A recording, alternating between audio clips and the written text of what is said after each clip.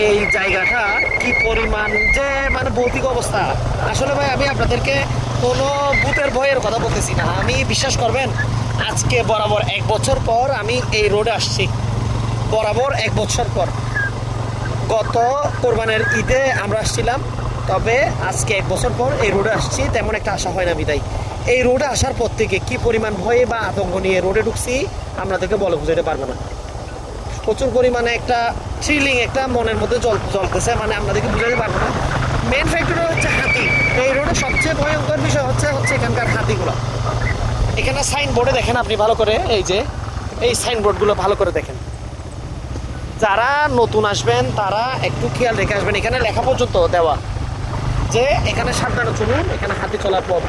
একটু আপনারা যারা নতুন আসবেন এই রোডে একটু ভেবে চিন্তে গাড়ি চালাবেন, আর অতিরিক্ত গতিতে বা একদম স্লো অবস্থায় গাড়ি এদিকে রাইড করবেন না। আমি আপনাদেরকে বুঝাতে পারবো না আমার মধ্যে কি পরিমাণ ভয় লাগতেছে।